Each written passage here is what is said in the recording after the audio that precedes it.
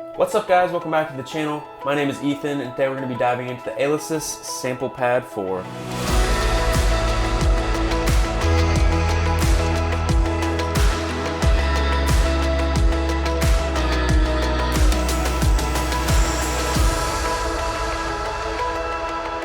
So first things first, I'm not really a drummer, but over the years I've gotten asked to fill in sometimes. And I've really liked developing a nice snare sound, and now I've found this new toy that I like playing with. This little thing can just do so much, and it's really added a lot to our sets. We won't move without you. You're the light of all and all that we need. Yeah.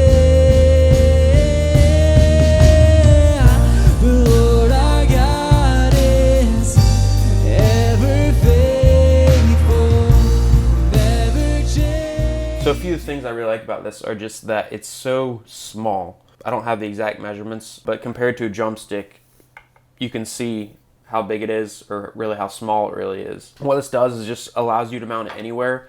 I'm a righty, but I play open-handed on a normal setup. So I'll play hi-hat and snare like this, but then I'll switch to ride and snare.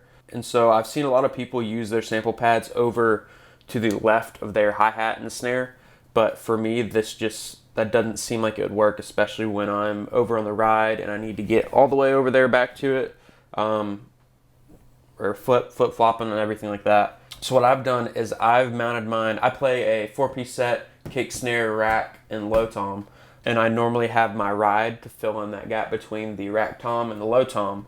But what I've done is just push that ride back a little bit, and then down low, just right above the kick and closer to me, I've set my Sample Pad 4, and it's just been perfect placement for me. And so normally how I have that mounted is on the Simmons stand, and it comes with this mount for the back of it. It screws right in, but connects to the plate, and you can put it on a stand or anything else. I have it on a boom stand so it can hang all the way over my kick drum. That stand just worked really well for me. Some people like to have it just on a straight stand, which that would work great if you have it off to the left of your snare and hi-hat. But for my placement, that stand has worked out perfectly. Another thing I really like about it is the blue lights. It has 4 lights on all the pads that just remain dim when it's on so that you can see it if you're in the dark. And then also it'll light up brightest whichever one you hit last.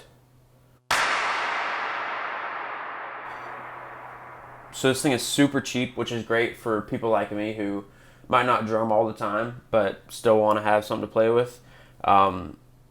This thing I think new is $180. You can find it used for maybe $140, maybe $130, maybe around there if you get lucky. I was just so happy I was able to pick one up at that price. It made it a lot more realistic for me to actually go out and get something like this other than spend like $800 or $900 on a big Octapad or Alesis has a strike pad, which is something that's more like a workstation.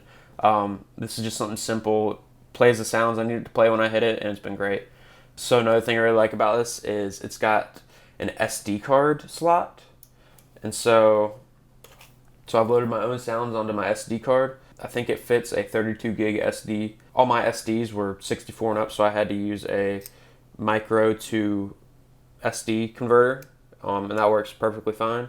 And me not being familiar with sample pads, I thought that it would be just the sounds when you played them, because it's your own sound that you've loaded in. But it still uses velocity sensitivity, and so you get different volumes when you hit it. So you can hear.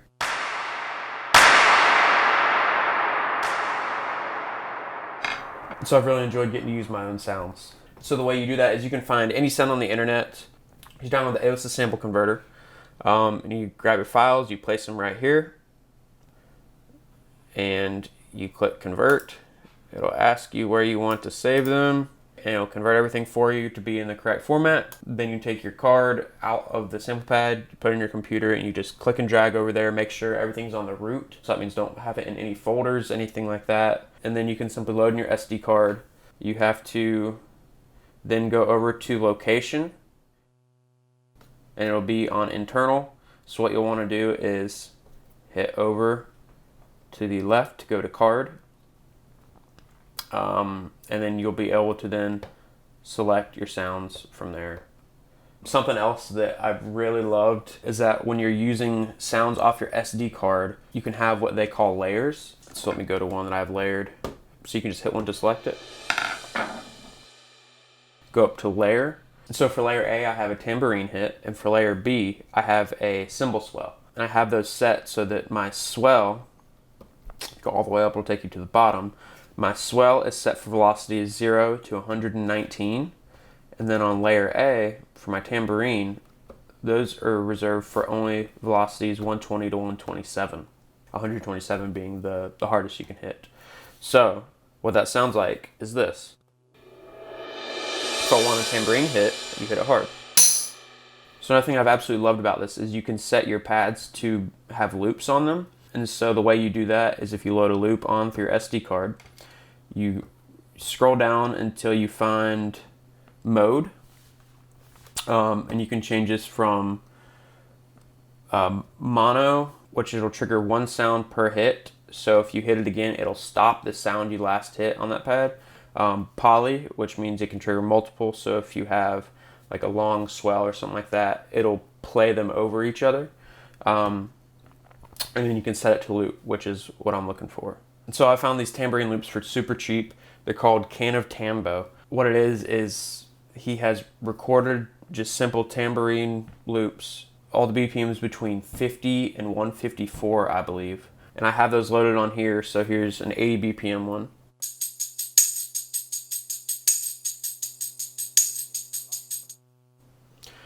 So that's really allowed our sets to add a whole other dimension. Even though we play with tracks, sometimes we forget to add a tambourine into the track, and it'll be nice to just be able to add it live in the set. Another feature that I really like about this, although I've never tried it, but I've heard you can, is that there's a USB port on the back. So you could hook this up to your computer. You can have your pads trigger sounds through Ableton using MIDI notes. While you only have 4 pads, they would be able to trigger different sounds per song. Oh yeah, one of the great things about this is it has a trigger in, and so you can hook up any external trigger, whether that be another pad or any other drum trigger. So then you basically have 5 available pads. All right, so let's talk about a few things that aren't so great about the Sample Pad. And the biggest for me is the Onboard Reverb.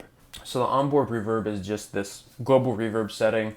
I think it might just be a hall reverb. So if we go to reverb, you can see it's set on 0. I'll hit that and you can hear what it sounds like with no reverb. It's just a tambourine hit. And then if you go all the way up to 10, just so you can hear the extreme, this is what the reverb sounds like. So not great in my opinion, but it's good if you just want to add a little bit of something. I mean, I usually keep this sample on 2 and it sounds like this. So just a little bit helps out with this particular sample. So for sounds such as this,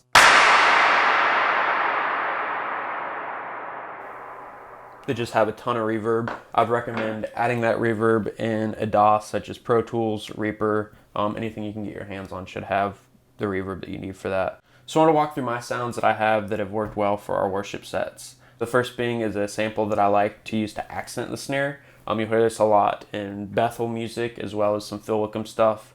It sounds just like this.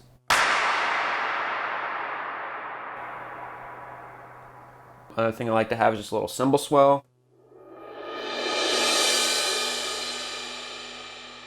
And then a single tambourine hit to also accent parts. Then I have my tambourine loop. And then I have kind of a wild card sound that I like to change depending on what song. And this is what I have on it right now. That's in one of Phil Wickham's songs, Great Things, in the first verse. And then I also like to change that over sometimes to this sound. It's also a nice substitute for a snare and some lower, quieter parts. You can turn literally anything into a sample. This one is literally a laser beam that we found online that we cut short and add a lot of reverb. We're trying to match it to a sound, Russia Fool's latest single, Holy Spirit. So those are really the main sounds that I use. Thank you guys so much for watching. I hope you enjoyed this video. If you were looking to get one of these soon, I hope this video has convinced you to go ahead and pick one up. Leave a comment below and let us know how you're going to use your sample pad in your sets. Be sure to check out some of our other videos and make sure you hit the like and subscribe button below.